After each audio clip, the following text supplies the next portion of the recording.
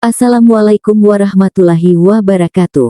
Selamat datang di channel As by Story. Jangan lupa like, komen dan subscribe serta aktifkan lonceng notifikasi agar tidak ketinggalan cerita menarik lainnya. Sekarang mari kita mulai ceritanya. Sudah cukup, Prof, ucap MC saat Zain lupa melepaskan kecupannya. Seketika Zain pun langsung mundur. Ia malu karena sempat lupa diri. Sabar ya, Prof, masih siang. Hehehe, ledek MC. Intan mengulum senyuman. Ia senang karena Zain dipermalukan di depan umum. Ia lupa bahwa ada hal besar yang harus ia hadapi setelah ini. Setelah itu mereka saling menyematkan cincin di jari masing-masing, kemudian mereka pun diarahkan untuk berfoto. Tentu saja mereka sangat canggung ketika harus berpose mesra di depan umum. Padahal selama ini hubungan mereka tidak baik.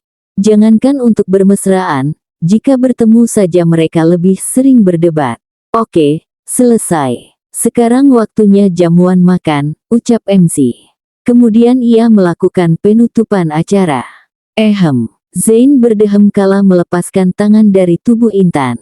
Sebab, saat berfoto tadi ia diarahkan untuk memeluk Intan. Sebab tadi tubuhnya sempat menegang kala tangannya menyentuh tubuh Intan. Apalagi ketika ia merasakan lekukan tubuh istrinya. Tenggorokan Zain jadi terasa begitu kering karena teringat kejadian tendangan Intan kala itu. Saat ini Intan dan Zain dipersilakan untuk duduk bersebelahan. Mereka duduk lesehan bersama dengan orang tua mereka. Zain, kamu kan sudah cukup umur, jadi papa harap kalian tidak menunda untuk memberikan kami momongan, ya. Pintamu, uhuk. Intan tersedak saat mendengar bahwa dirinya harus memberikan momongan. Sebab dalam pikiran Intan jangankan memberi momongan, ia bahkan tidak sudi untuk tidur dengan Zain. Iya, Pah, jangan khawatir, aku tidak mungkin mengecewakan kalian. Iya kan, sayang? Tanya Zain sambil menoleh ke arah Intan. Nih orang kena angin apa tiba-tiba sok mesra kayak gitu. Enek banget dengernya, batin Intan. Tidak mendapat respon dari Intan, Zain menggenggam tangan istrinya. Apa kamu keberatan? Tanyanya. Intan pun gelagapan ditanya seperti itu. Ia menoleh ke arahmu, Fatma dan Rani. Wajah mereka semua penuh harap, sehingga Intan tidak mampu menolaknya. Iya, sahutnya sambil mengangguk. Alhamdulillah, ucap mereka semua. Tanpa sadar Zain menyunggingkan sebelah ujung bibirnya. Ia senang karena Intan setuju untuk tidak menunda memiliki momongan. Sehingga ia pikir Intan mau melakukan hubungan suami istri dengannya. Oh iya, katanya kalian dapat hadiah bulan madu, iya. Tanya Muh lagi. Iya, Pah, sahut Zain. Kapan kalian mau pakai hadiahnya? Insya Allah sore ini kami akan berangkat, jawab Zain. Seolah mereka sudah sepakat. Padahal sebelumnya Zain belum pernah membahas hal itu dengan Intan. Intan pun terkesiap. Ia tidak menyangka Zain akan mengajaknya bulan madu secepat itu. Sore hari saat rumah Intan sudah sepi, mereka pun bersiap untuk pergi bulan madu. Saat ini Intan tidak mungkin menentang Zain karena bagaimanapun profesor itu telah menjadi suaminya. Kalian hati-hati ya di jalan, ucap Fatma saat Intan dan Zain hendak berangkat. Iya, Bu. Ibu juga hati-hati di rumah, ya. Aku gak akan lama-lama, kok, sahut Intan. Udah kamu gak usah mikirin ibu. Ibu baik-baik aja. Mulai sekarang kamu harus fokus sama suamimu. Dia adalah prioritas kamu, bukan ibu, jawab Fatma. Tapi, Bu, udah jangan tapi-tapian. Sela Fatma. Ya udah, iya. Akhirnya Intan tidak protes lagi dan mereka pun benar-benar meninggalkan rumah Fatma. Saat sedang di jalan, mereka sama-sama merasa tidak nyaman karena kondisinya sangat hening. Akhirnya Intan pun buka suara. Kenapa kita harus pergi bulan madu, Prof? Tanya Intan, memberanikan diri. Zain mengerutkan keningnya. Pertanyaan macam apa itu? Zain balik bertanya. Ia kesal dengan pertanyaan Intan karena gadis itu seolah tidak ingin pergi bulan madu bersamanya. Padahal memang seperti itu adanya. Maksud saya, pernikahan ini kan Intan tidak dapat melanjutkan ucapannya karena Zain langsung menyelanya. Hanya apa? Hanya perjodohan. Kamu pikir pernikahan itu main-main yang bisa kamu anggap sepele? Kamu lupa tadi saya sudah berikrar di hadapan Tuhan. Jadi, apapun alasannya, kita tetap harus menjalankan pernikahan ini layaknya suami istri pada umumnya. Dan kamu jangan lupa bahwa orang tua kita menginginkan cucu, jadi kita harus mengabulkan keinginan mereka jika memang ingin melihat orang tua kita bahagia, ucap Zain panjang kali lebar. Intan ternganga. Tapi saya belum siap, Prof. Prof kan tahu kalau pendidikan saya masih belum selesai dan sebentar lagi saya akan magang. Bagaimana jika saya magang dalam kondisi hamil? Tentu tidak akan mudah, keluh Intan. Sebenarnya bukan hanya itu alasan Intan. Namun ia lebih belum bisa menyerahkan tubuhnya pada Zain. Intan masih berharap mereka bisa berpisah cepat atau lambat. Sebab saat ini saja meski Zain berkata bahwa mereka harus bersikap layaknya suami istri, tetapi Zain tidak menunjukkan sikap seperti suami sama sekali. Itu bukan urusan saya. Lagi pula memangnya kamu pikir sekali berhubungan akan langsung hamil? Tanya Zain. Ia mengatakan hal itu dengan sangat mudah. Seolah tidak mau tahu apa yang sedang Intan rasakan saat ini. Padahal sekarang Intan sedang gelisah menghadapi malam pertama mereka. Intan ternganga. Bagaimana mungkin aku melakukan hubungan suami istri dengan orang seperti dia? Batin Intan. Ucapan Zain barusan membuat mereka berdua canggung.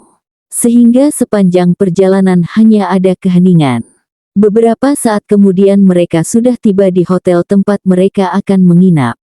Hotel yang masih terletak di ibu kota itu berada di tepi pantai dan mereka mendapat kamar tipe bungalow yang langsung menghadap ke pantai. Zain langsung melakukan check-in menggunakan voucher yang ia miliki. Oh, ini yang paket bulan madu, ya? Tanya resepsionis. Intan langsung malu mendengarnya. Iya, jawab Zain, singkat. Ia tidak merasakan hal yang sama dengan Intan. Alih-alih malu, Zain justru bangga atas hal itu. Setelah selesai check-in, mereka diantar oleh seorang bellboy menuju kamar. Jika pasangan lain akan berjalan dengan mesra, minimal gandengan tangan. Lain halnya dengan pasangan yang satu ini. Mereka berjalan masing-masing, seolah tidak saling kenal. Ini kamarnya, ucap bellboy tersebut. Kemudian ia membukakan kunci pintu kamar tersebut dan memasukkan barang milik mereka ke kamar itu. Ada yang bisa dibantu lagi? Tanyanya. Tidak, terima kasih, jawab Zain. Bellboy itu pun pamit undur diri dan meninggalkan mereka. Zain berdehem kala melihat Intan berdiri mematung seperti orang bingung. Nanti malam akan ada candlelight dinner. Untuk saat ini kamu bisa melakukan apapun yang kamu mau. Bebas, ucap Zain, kemudian ia berlalu duduk di sofa ruang tengah bungalow tersebut. Intan terkesiap, ia bingung harus melakukan apa. Ingin berjalan di pantai pun ia malu jika sendirian. Namun menurutnya itu lebih baik daripada harus berduaan di kamar bersama dengan orang yang menyebalkan itu. Kalau begitu saya mau jalan-jalan di pantai dulu, Prof. Permisi, ucap Intan. Lalu ia buru-buru keluar kamar tanpa menunggu jawaban dari Zain. Silakan kamu bersenang-senang, gumam Zain sambil menyeringai. Ia sengaja membiarkan Intan berjalan sendirian karena nanti malam waktu Intan akan disita olehnya. Setelah Intan pergi, Zain sibuk membuka ponselnya. Ia mencari kiat sukses malam pertama. Aku tidak boleh gagal. Malam ini harga diriku dipertaruhkan, gumam Zain. Ia merasa harga dirinya akan jatuh jika sampai dirinya gagal memuaskan Intan. Zain menelan selaiva saat membaca tips dan trik malam pertama di salah satu artikel yang ia buka. Rasanya tenggorokan Zain kering karena pikirannya berkelana. Jika aku terus membacanya, Bisa-bisa aku kalah sebelum berperang. Oke, yang penting aku sudah mendapat garis besarnya. Aku pun yakin pasti bisa melakukannya, ucap Zain. Setelah itu ia beranjak dan memilih untuk mandi. Sementara itu, Intan sedang melamun di tepi pantai. Rasanya ia ingin melarikan diri dari tempat itu. Sebab, malam ini kesuciannya dipertaruhkan. Apakah aku harus hidup selamanya dengan pria menyebalkan seperti dia? Gumam Intan. Sesekali ia menendang pasir karena merasa kesal. Aregegh. Intan berteriak sekencang mungkin untuk melepaskan kegelisahan yang sejak tadi menghantuinya. Kenapa sih aku harus nikah sama cowok nyebelin kayak dia? Apa di dunia ini gak ada cowok yang jauh lebih baik yang bisa jadi suami aku? Keluh Intan. Baginya menikah dengan Zain sudah seperti nightmare. Apalagi saat tadi di jalan Zain sudah meminta haknya secara tidak langsung. Dengan begitu artinya Intan sudah tidak ada kesempatan untuk lari dari pria yang ia benci itu. Beberapa jam kemudian, mereka sudah siap untuk melakukan makan malam romantis. Meski sebenarnya tidak ada keromantisan sama sekali di antara mereka. Malam ini Intan diminta untuk menggunakan gaun yang cantik. Sebab sebelumnya ia hanya mengenakan piyama saat akan melakukan makan malam itu. Apa kamu tidak paham bagaimana cara berpakaian? Tanya Zain saat Intan keluar dari kamar mandi. Maksudnya, Intan balik bertanya. Kamu tidak lupakan malam ini kita ada candlelight dinner. Intan menggelengkan kepalanya. Lalu kenapa kamu hanya mengenakan piyama seperti itu? Memangnya sudah mau tidur? Tanya Zain lagi. Atau kamu sengaja ingin mengajak saya tidur? Tuduh Zain. Intan mengelengkan kepalanya, cepat. Enggak, Prof. Saya emang gak tahu harus pakai baju apa, sahut Intan. Akhirnya Zain berjalan ke arah koper Intan dan mencari pakaian yang kira-kira cocok untuk dipakai istrinya itu. Loh, Prof mau apa? Tanya Intan. Ia panik saat Zain membuka kopernya begitu saja. Sebab di koper itu ada pakaian dalam yang menurutnya tidak pantas dilihat oleh Zain.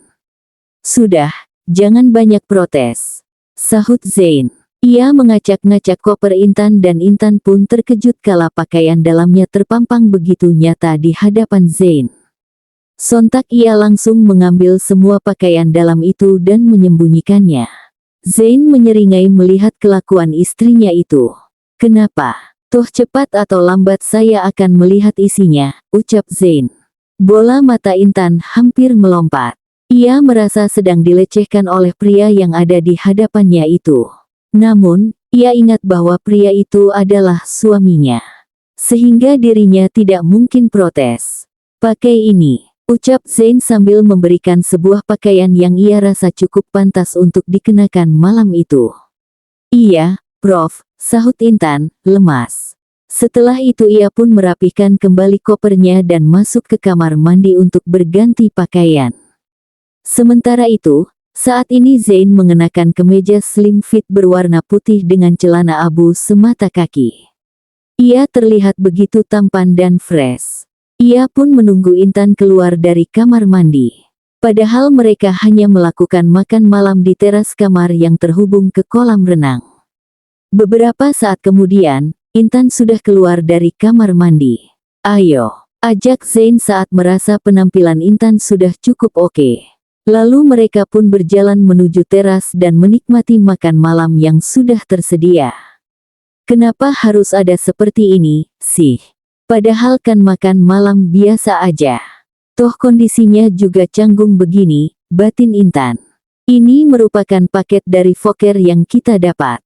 Jadi nikmati saja, tidak perlu banyak protes, ucap Zain, seolah ia tahu apa yang ada di pikiran istrinya itu. Iya, Prof. Namun, sebenarnya makan malam itu bukan merupakan paket dari Fokker yang mereka dapat. Akan tetapi itu adalah permintaan Zain secara pribadi. Sebelum datang ke sana, Zain sudah menghubungi pihak hotel dan meminta mereka mengatakan bahwa itu adalah paket. Apa kamu suka makanannya? Tanya Zain. Suka, Prof, sahut Intan, singkat. Suka, sih. Tapi mendadak jadi gak enak karena dengar suara dia, batin Intan. Sebenarnya ia tidak nyaman makan berhadapan dengan Zain. Sebab Intan khawatir pria itu mengeluarkan kalimat yang membuatnya sakit hati lagi. Mereka menikmati makanan tanpa mengeluarkan sepatah kata pun. Seolah tidak saling kenal. Selesai makan, Intan tidak berani beranjak lebih dulu. Sehingga ia hanya duduk diam menunggu Zain pergi dari tempat itu. Akan tetapi, sebelum pergi, Zain memberikan sebuah paper bag pada Intan. "Malam ini tolong kamu pakai," ucap Zain. "Hah?" tanya Intan. Ia bingung apa maksud Zain. "Ini apa?" tanyanya. "Lingerie," sahut Zain, singkat. Intan terkesiap saat mendengar jawaban suaminya itu. "Hah? Lingerie?" tanyanya. "Iya, saya tidak mau bersusah payah melepaskan pakaian kamu. Jadi lebih baik kamu pakai itu," sahut Zain, santai. "Tapi, Prof, saya tidak pernah memakai benda ini. Lagi pula ini sangat memalukan," keluh Intan. Ia merasa Zain sangat keterlaluan karena sudah menyuruhnya menggunakan pakaian yang seperti jaring ikan tersebut. "Oke, kalau kamu tidak mau pakai itu, kamu bisa pakai bathrobe supaya lebih mudah. Atau bila perlu sekalian saja kamu tidak usah menggunakan pakaian," ucap Zain sambil berlalu masuk ke kamar mereka. Intan memisingkan matanya ke arah Zain. Ia semakin kesal karena sikap arogan suaminya itu. "Seandainya dia bukan suami aku, pasti aku sudah lempar paper bag ini ke wajahnya," gumam Intan sambil menggeretakkan giginya. "Lebih baik kamu cepat ganti pakaian. Atau kamu mau saya melakukannya di situ?" ancam Zain. Intan terperanjat. Ia tidak menyangka ternyata profesor itu sangat mesum. Akhirnya ia berdiri dan membawa paper bag itu ke kamar mandi. Sebab ia tidak mungkin membiarkan Zain melakukannya di luar ruangan seperti itu. Ia bahkan melewati Zain yang sedang duduk di sofa begitu saja. Zain pun tersenyum melihat Intan kesal seperti itu. Ia senang karena Intan menuruti permintaannya meski harus diancam lebih dulu. Di kamar mandi, Intan mengeluh karena ternyata lingerie yang Zain berikan sangatlah seksi. "Ya Tuhan, ini sih gak pantas disebut pakaian. Nerawang banget," keluh Intan saat melihat lingerie itu. "Maunya orang itu apa, sih? Bisa-bisanya dia nyuruh aku pakai pakaian seperti ini," gumam Intan sambil menatap pintu. Akhirnya ia pun mengenakan lingerie tersebut. Sebab, jika dirinya memilih bathrobe, ia khawatir Zain akan menganggapnya ingin mempermudah suaminya itu. "Kenapa dia lama sekali?" gumam Zain sambil melirik ke arah pintu kamar mandi. Ia tidak sabar ingin segera melihat Intan mengenakan pakaian seksi itu. Zain sangat gelisah menanti istrinya. Ia seolah tidak sadar bahwa saat ini Intan sedang gelisah dan malu keluar dari kamar mandi dalam kondisi seperti itu. "Ya ampun, muka aku mau taruh di mana kalau keluar kamar mandi pakai ini?" gumam Intan sambil menatap bayangannya yang ada di cermin. "Dahlah, bodoh amat. Toh sekarang dia udah jadi suami aku dan memang berhak atas tubuhku. Oke, Intan, buang rasa malu kamu. Kamu pasti bisa," ucap Intan berusaha menyemangati dirinya. Meski begitu, sebelum keluar dari kamar mandi, Intan menggunakan parfum dan merias wajahnya lebih dulu. Ia tidak ingin Zain mencelanya jika ada yang kurang dari dirinya. "Oke, let's fighting," gumam Intan. Setelah itu ia pun memberanikan diri keluar dari kamar mandi. Ceklek, Zain langsung menoleh ke arah pintu saat pintu tersebut dibuka oleh Intan. "Wow, amazing," batin Zain. Tenggorokannya langsung terasa kering saat melihat penampilan Intan begitu seksi.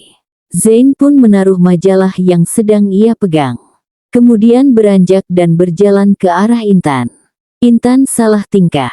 Ia khawatir Zain akan langsung menerkamnya. Namun ternyata Zain hanya melintas dan masuk ke kamar mandi. Intan menghela napas saat Zain masuk ke kamar mandi. Kemudian ia berjalan ke arah jendela yang sudah ditutup oleh Zain. Sebab ia tidak ingin Zain berpikiran negatif jika dirinya menunggu Zain di tempat tidur. Lebih baik aku diam di sini, gumam Intan sambil berdiri menghadap jendela. Entah apa yang sedang ia pandangi. Pastinya saat ini Intan sedang gelisah karena sebentar lagi Zain akan mengambil haknya sebagai suami. Tenang, Intan. Kenapa sih aku gelisah banget? Padahal kan dia udah sah jadi suami aku. So, dia berhak dong atas tubuhku. Gumam Intan. Ia masih berusaha menenangkan hatinya. Namun ketika mendengar suara pintu kamar mandi terbuka, hati Intan pun kembali gelisah. Ia bahkan tak berani menoleh. Ya ampun, kenapa horor banget sih? Batin Intan. Jantungnya berdebar cepat kala Zain mendekat ke arahnya. Langkahnya terdengar seperti langkah hantu. Dek, Intan mengejat kala Zain memeluknya dari belakang. Kemudian ia mematung, bingung ingin melakukan apa. Jangan terlalu tegang. Saya bukan penjahat, bisik Zain. Setelah itu ia mengecup leher istrinya. Seketika tubuh Intan meremang. Baru kali ini ada pria yang menyentuhnya seintens itu. Apalagi ketika Zain memutar tubuhnya hingga mereka berhadapan. Tenang saja, saya bukan pria egois. Jadi saya pastikan malam ini kamu tidak akan kecewa, ucap Zain lagi. Setelah itu ia mendekatkan wajahnya ke wajah Intan. Akan tetapi Intan malah refleks mundur. Zain yang pantang menyerah itu langsung menarik tengkuk Intan dan melahap bibirnya dengan cepat. Hingga Intan terbelalak, lalu berusaha melepaskannya. Akan tetapi Zain malah mendekapnya, seolah tak rela menyudahi pagutan tersebut. Lidahnya memaksa masuk dan menjelajah semakin dalam, hingga akhirnya Intan pun terpejam, menikmati permainan suaminya tersebut. Setelah cukup puas, Zain melepaskan tautannya. Lalu ia menatap Intan dan mengusap bibirnya yang basah tersebut. Tubuhmu sudah menjadi milik saya. Jadi kamu harus ikhlas melakukannya, ucap Zain. Kemudian ia menarik tali kimono satin yang Intan kenakan. Setelah itu ia menurunkan bagian yang menutupi bahu Intan dan membiarkan kimono itu jatuh. Setelah itu Zain mengecup bahu Intan dan memeluknya. Kemudian, tangannya menarik tali lingeri yang berada di punggung Intan. Seketika lingeri itu luruh dan Zain memundurkan tubuhnya. Sebab ia ingin melihat bagaimana tubuh istrinya yang terekspose sempurna itu. Jangan dihalangi, ucap Zain sambil menahan tangan Intan yang hendak menutupi bagian dadanya. Intan pun memalingkan wajah karena merasa malu. Sementara Zain memandangi tubuhnya dengan penuh nafsu. Akhirnya malam itu Zain pun mengambil apa yang telah menjadi haknya. Sementara Intan tidak bisa menolak. Ia hanya bisa pasrah dan ternyata tubuhnya justru menikmati apa yang Zain lakukan padanya. Keesokan harinya, mereka bangun kesiangan. Sebab semalaman Zain menggempur Intan sampai ia melakukan pelepasan beberapa kali. Saat membuka matanya, Zain tersenyum karena melihat Intan masih tertidur pulas. Ia merasa bangga karena semalam Intan sampai minta ampun padanya. Sepertinya kamu sangat puas, ucap Zain sambil mengusap kepala Intan. Setelah itu ia mengecup kening Intan dan turun dari tempat tidur. Zain pun langsung mandi untuk menyegarkan tubuhnya yang rileks itu. Segar sekali, gumam Zain saat air shower mengalir dari kepalanya. Beberapa saat kemudian, Zain sudah selesai mandi dan ia keluar dari kamar mandi hanya dengan menggunakan handuk sebatas pinggang. Sudah bangun, sapa Zain saat melihat Intan sudah membuka matanya. Intan bingung hendak menjawab apa. Mengingat apa yang telah mereka lakukan semalam, Intan pun malu dibuatnya. Sepertinya kamu kelelahan. Lebih baik sarapan dulu baru mandi. Daripada kamu pingsan, nanti, ucap Zain. Setelah itu ia mengambil nampan berisi makanan yang terletak di meja yang ada di teras kamar mereka. Sebab sebelumnya ia sudah memesan pada pihak hotel untuk mengirimkan sarapan mereka dan menaruhnya di sana. Ia pun menaruh nampan di meja makan dan mengambil satu mangkuk bubur lalu membawanya ke dekat Intan. Apa kamu bisa makan sendiri? Tanya Zain. Ia ingat betul semalam Intan kelelahan bahkan tubuhnya sampai gemetar. Sehingga ia khawatir istrinya itu tidak bisa makan sendiri. Bisa, Prof, jawab Intan. Oke. Zain pun menaruh bubur itu di atas nakas yang ada di samping Intan. Kemudian Intan mengambil batrobe dan menggunakannya. Lalu ia mengambil gelas berisi air dan Zain dapat melihat bahwa tangan Intan masih gemetar. Zain menyeringai, kemudian ia duduk di samping Intan. Kamu itu jangan terlalu sombong. Masih gemetar begitu saja bilang bisa makan sendiri, ucap Zain. Kemudian ia mengambil gelas yang ada di tangan Intan dan membantu istrinya itu minum. Intan bingung harus kesal atau senang. Satu sisi sikap Zain terlihat begitu manis. Namun di sisi lain ucapannya masih saja menyebalkan. Terima kasih, ucap Intan dengan suara parau. Sebenarnya ia sangat canggung melihat Zain hanya menggunakan handuk seperti itu. Apalagi di tubuhnya masih ada bulir-bulir air yang belum kering.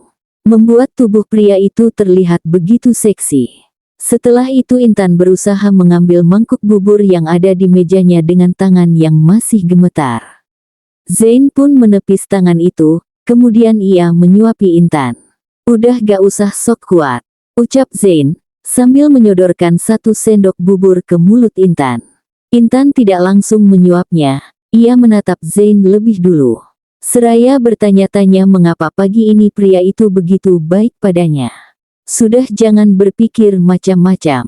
Saya hanya bertanggung jawab karena kamu seperti ini akibat ulah saya, ucap Zain. Ia tahu apa yang ada di pikiran Intan. Akhirnya Intan yang sudah merasa lapar pun menyuap bubur itu dan mengunyahnya. Apa tidak sebaiknya Prof menggunakan pakaian lebih dulu? Tanya Intan sambil menatap ke arah jendela. Zain menunduk dan melihat kondisi tubuhnya. Sebelah ujung bibirnya pun terangkat. Kenapa? Kamu tergoda? Tanyanya. Intan menggelengkan kepala dengan cepat. Bukan begitu, Prof. Saya hanya tidak nyaman karena belum terbiasa, ucap Intan. Ia tidak habis pikir mengapa Zain sangat percaya diri seperti itu. Kalau begitu mulai sekarang kamu harus mulai terbiasa. Sebab kamu akan melihatnya setiap hari, ucap Zain. Intan menelan selaiva. Dia tuh aneh banget, sih. Batin Intan. Ia tidak habis pikir mengapa Zain bisa bersikap seolah mereka ini suami istri yang menikah karena cinta. Padahal ia ingat betul Zain selalu mengatakan bahwa dirinya tidak mencintai Intan. Sepertinya tidur kamu cukup nyenyak semalam, sampai mendengkur seperti itu, ucap Zain sambil menyendok buburnya kembali. Ia berusaha memecah keheningan di kamar mereka pagi itu. Intan tidak merasa pernah mendengkur. It's okay. Saya tidak akan komplain karena mungkin semalam kamu kelelahan, ucap Zain. Masa iya aku mendengkur? Perasaan selama ini aku gak pernah ngorok, deh, batin Intan.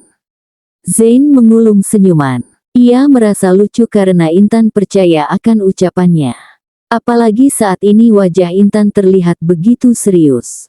Padahal dirinya hanya bercanda. Tapi ternyata kamu pinter juga ya goyangnya, ucap Zain lagi. Uhuk. Sontak saja Intan tersedak. Wajahnya langsung merah padam karena malu. Dalam kondisi sadar, ia tidak mungkin melakukan hal itu. Akan tetapi semalam ia sangat terhanyut oleh permainan Zain. Sehingga Intan begitu asik bergoyang di atas tubuh suaminya seolah tak memiliki rasa malu. Pelan-pelan makannya, ucap Zain sambil memberikan gelas berisi air mineral. Lagi-lagi ia tersenyum melihat sikap Intan yang seperti itu. Tolong jangan bahas hal itu, Prof. Pinta Intan, sopan. Ia tidak sanggup mendengar pembahasan mengenai apa yang mereka lakukan semalam. Kenapa? Bukankah semalam kamu sangat menikmatinya? Bahkan tubuh saya sampai kamu banjiri. Apa salahnya dibahas? Tanya Zain, santai. Kemudian ia menyuapkan buburnya lagi ke mulut Intan. Intan yang sudah kesal itu menolak suapan Zain. Ia merasa Zain sengaja ingin mempermalukannya. Lebih baik makan ini daripada nanti kamu sakit. Saya juga yang repot, ucap Zain. Mendengar ucapan sarkas suaminya itu, akhirnya Intan pun menyuap buburnya lagi. Ia tidak ingin nanti Zain akan menceramahinya jika sampai dirinya jatuh sakit. Saya hanya ingin mengatakan bahwa apa yang saya ucapkan terbukti, ucap Zain. Intan menoleh ke arah Zain. Untuk melakukan hal itu tidak butuh cinta. Buktinya semalam kamu bisa melakukannya. Bahkan terlihat sangat menikmati sekali, ucap Zain lagi. Intan menelan salivanya. Ni orang beneran psikopat kayaknya, batin Intan. Mulai sekarang kamu harus siap kapanpun saya mau, ucap Zain sambil menatap Intan. Kenapa sih Anda sangat jahat pada saya? Tanya Intan. Ia sudah sangat kesal pada suaminya itu. Zain mengerutkan keningnya. Jahat, tanyanya. Intan menganggukkan kepala. Ya. Saya tahu Anda menikahi saya hanya untuk dijadikan sebagai pelengkap hidup Anda. Tapi apa harus seperti ini? Tanya Intan. Maksudnya, Zain masih tidak paham. Saya lebih merasa seperti boneka yang bisa dimainkan kapan saja dan diabaikan ketika Anda tidak butuh, ucap Intan sambil memalingkan wajah. Zain menyunggingkan sebelah ujung bibirnya. Memangnya kamu mau seperti apa? Kalau saya jahat, sudah pasti saya akan mencari kepuasan sendiri. Tapi buktinya semalam, bahkan kamu yang melakukan pelepasan lebih banyak dari saya. Justru harusnya saya yang menagih hutang kamu agar imbang, ucap Zain, tanpa dosa. Intan ternganga. Maaf, ini sangat tidak lucu, ucap Intan, kesal. Memangnya siapa yang sedang berkomedi? Saya hanya mengatakan fakta.